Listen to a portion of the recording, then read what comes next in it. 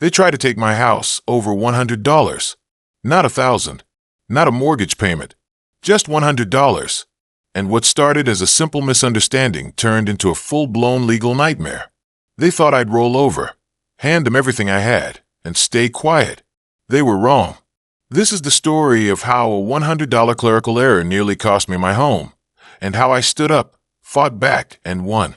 So grab a drink, sit back, and stick around until the end.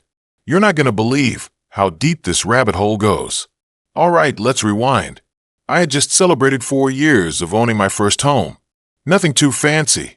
Just a modest 3-bedroom house in a quiet suburban neighborhood with well-trimmed lawns and a big oak tree in the front yard. I was proud of it. I worked my butt off to afford that place. Multiple jobs, late nights, skipping vacations, the whole grind. Now, the neighborhood came with a homeowners association, an HOA. And like a lot of people, I didn't love the idea of an HOA, but I figured it was manageable. As long as I followed the rules and paid my dues, we'd stay out of each other's way. And for the most part, that's exactly how it was. The HOA collected yearly dues. $500. Annoying but fine. I had it set up as an automatic bill payment through my bank. Every January, it pulled from my account like clockwork. But then, one year, something glitched. My bank had switched systems in early January, and a few of my auto payments got interrupted. I didn't realize until it was too late. I checked my account and saw that the HOA payment had been processed, at least partially. $400 went through, but the last $100 had bounced due to a technical error. At first, I didn't think much of it. I figured the HOA would send a reminder or statement. I'd fix the issue. No big deal. Well, I was wrong. About a month later, I found a thick envelope taped to my front door marked urgent. Inside was a notice that I was delinquent on my HOA dues. The remaining balance? $100. The letter was firm, unfriendly. It said that because I hadn't paid in full, they had already referred the account to collections. They also claimed they'd sent me 2 prior notices, neither of which I'd received. So I did what anyone reasonable would do. I called the HOA office the very next day.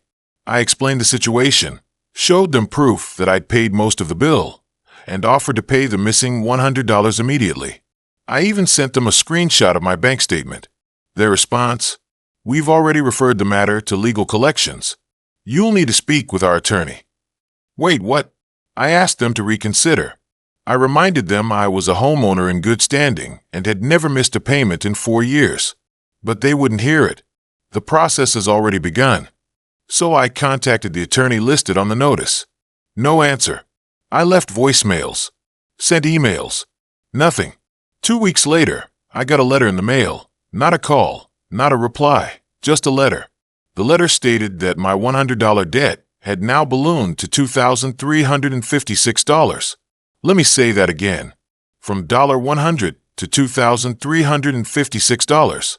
They had added every fee imaginable: legal fees, administrative costs, lien filing charges, interest, late penalties, all stacked up like a tower of greed.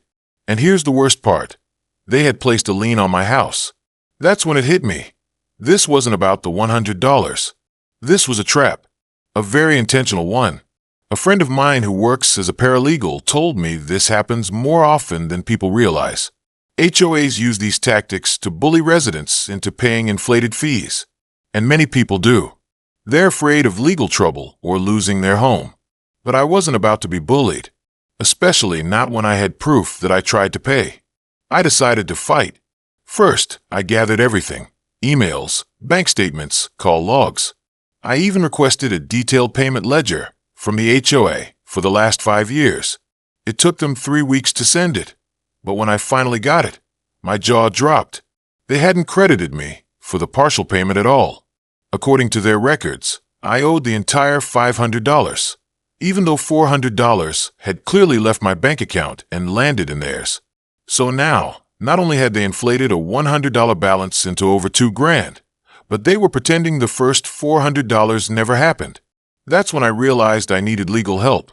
I found a local real estate attorney who had dealt with HOAs before. She was sharp, no nonsense, and said what I needed to hear.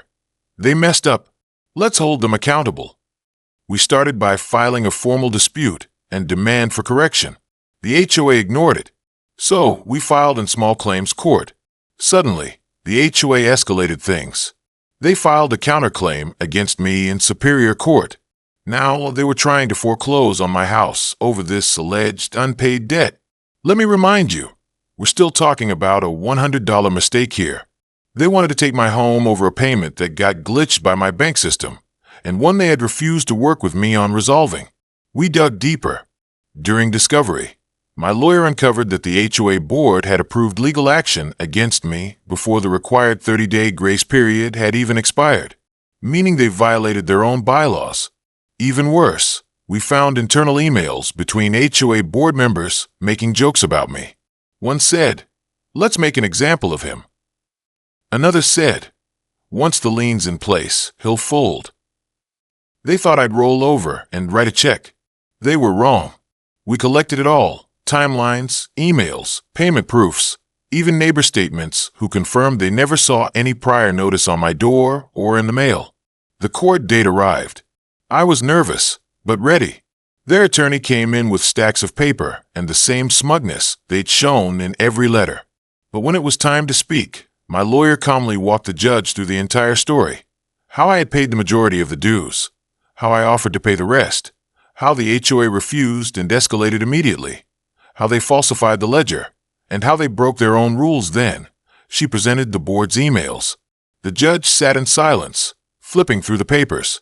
Finally, he looked up and said, "This is excessive and possibly retaliatory." We won. The judge ruled that the lien must be removed immediately. Not only that, he ordered the HOA to pay my legal fees and refund every additional charge they had tried to impose. But it didn't end there. The judge also recommended that the matter be referred to the State Attorney General's office for further investigation. And just like that, I kept my home, and the HOA got exactly what they deserved. You know, the scariest part of this story isn't the money. It's how quickly a system that's supposed to protect your community can turn against you over something as small as $100. If I didn't have the time, the money for a lawyer, or the will to fight, I could have lost everything. So if you're watching this and dealing with an HOA nightmare, here's what I want you to take away. Document everything. Don't assume they're right just because they act confident. Fight back, especially when you know you're being taken advantage of. These HOAs rely on fear. They count on you giving up. They bet on you being too overwhelmed or too scared to push back.